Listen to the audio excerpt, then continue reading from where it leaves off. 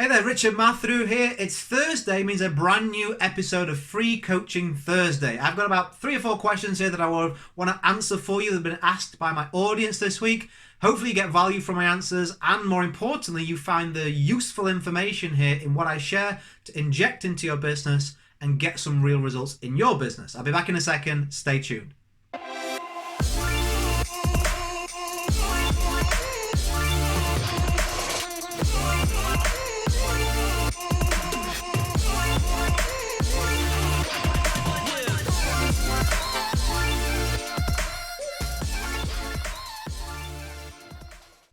Okay, welcome back. Let's just dive straight into the first question.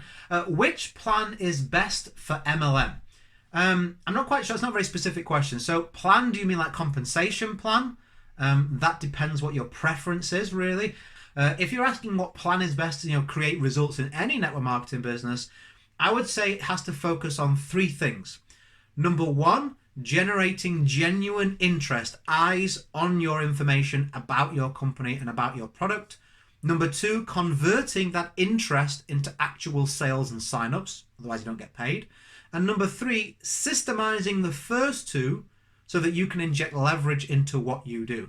The idea that you can have a 5-year plan and then go and retire and have leveraged passive income, it is a lie. Very, very, very, very, very teeny, weeny people can ever do that. And that's relying on someone else's action. I don't like to teach you that. I will never teach you that, because why would I want to put you in a position of vulnerability? I don't think you want to do that, right? You want to be in control. So what I teach is how you can do those first 3 things so that you're able to write your own paycheck, regardless of the performance of your team. Some will perform. It's just probability. They will. Some people will come in, they'll be hungry, they'll duplicate, you'll get bonus on bonus on bonus from some people.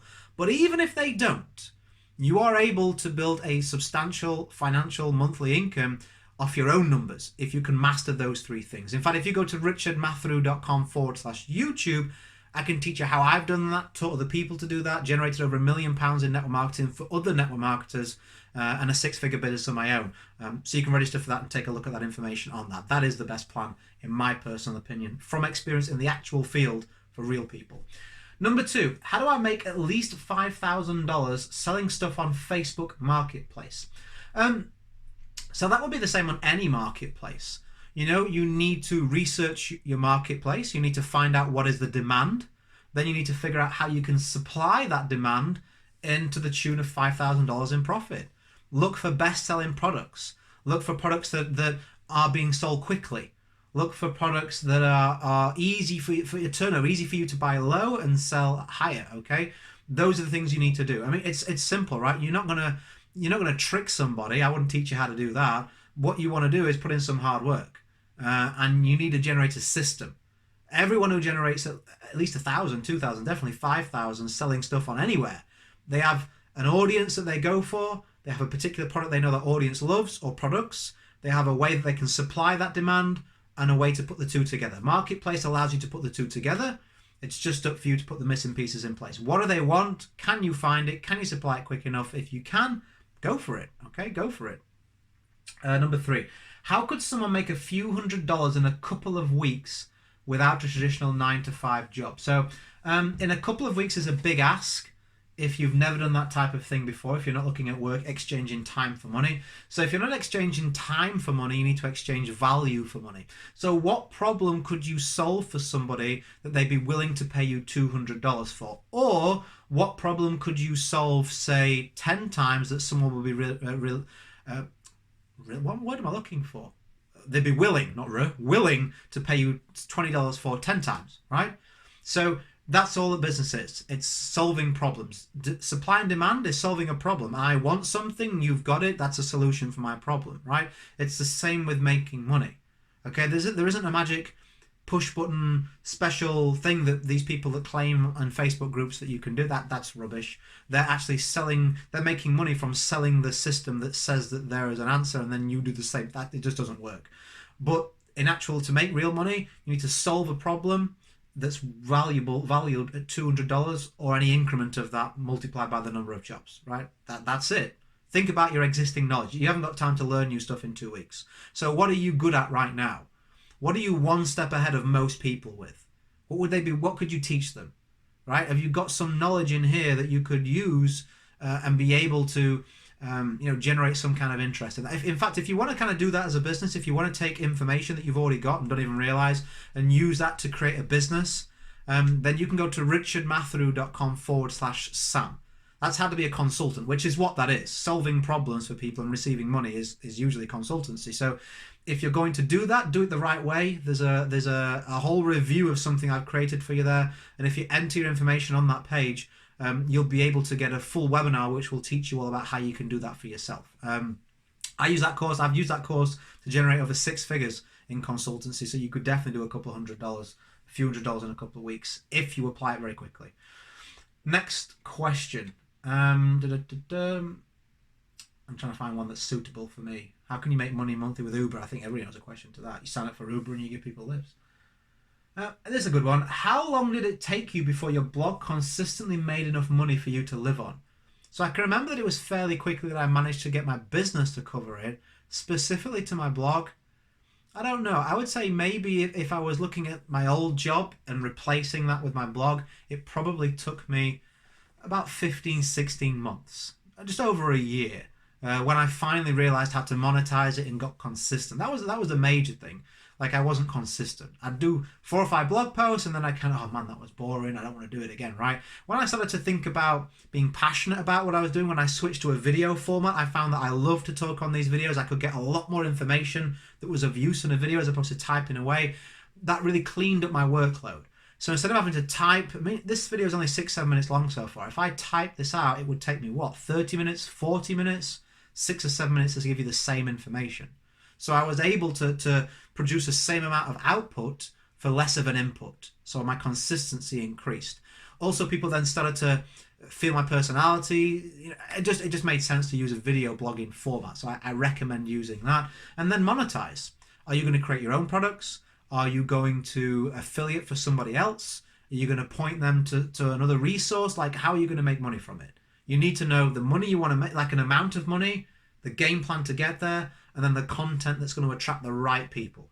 So you don't want to create a blog about, I don't know, shoes, and then your affiliate product on there is information about holidays. Makes sense, right? You need to find something that fits. Okay, I want to make a blog on teaching. Okay, so I'm going to sell products that assist teachers or extra income for teachers, right? And then, I'm going to create information on blogging that teachers would find interesting. It all fits together. You've got the right people, right product, right audience. It makes sense, okay? I could have definitely speeded things up if I'd have known that at the time. It took me a while to figure that stuff out. Let's have a look. What would you say is the #1 key to success in your business? I'm not sure if I answered this before. I think I've scrolled down quite a way. I'll answer it again. #1 key to success in your business is not quitting. Not quitting and having a plan. Like, nothing really lights a fire under you in anything, especially a business, like knowing that you found a game plan that you can see will work for you. Like, even if it's not working at the time. Like, I'm not afraid to work hard. I'm sure you're not afraid to work hard too. But look at what we can do here in this business model. Like, I earn more than twice of an average full-time job in part-time hours. That's crazy. The ability, even though I'm not like a millionaire yet, but I will be, but even though I'm not a millionaire, I'm able to earn twice as much as any full-time job I've ever had, and I do that in part-time hours. So we get to travel, we get, like, it's 4:15 in the afternoon here, what I'm doing. It just, the lifestyle that we lead, dropping my daughter off at school, spending time with my wife, we do so many things that I would be greatly restricted on. And I remember when I used to have a traditional business, I didn't earn as much money, but even when I started to earn a bit of money, it owned me. I didn't own it. And the ability to build a home business and have that create the kind of life that we've got. If you can see any light at the end of the tunnel and make that a reality, just give it everything that you've got. Everything that you've got. Because I don't know about you, but I couldn't live right now with doing nothing wrong with a full-time job. It's just not for me. I can't imagine doing a full-time job right now, commuting somewhere, missing out on so many things with my wife and daughter.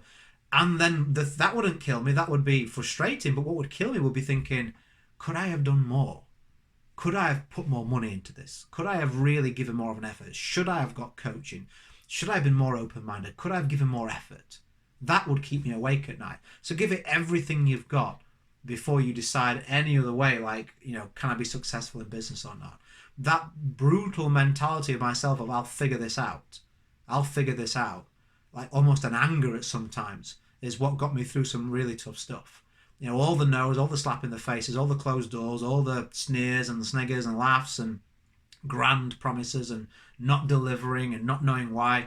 The second that I became more open-minded and got outside of my own self, started to look for help externally, as well as how that could do for me internally, like skill. I realized that I needed help internally to come from an external source. Like I lacked skills that I needed, and I wasn't going to figure that stuff out for myself. So I needed to go to somebody that had them, buy their coaching or their course, and then pour that into me. Like that was really when the game plan started to change and come together for me. Because now I could see someone else's game plan who had what I wanted, that other people were following and were getting results. So now my belief started to kick in.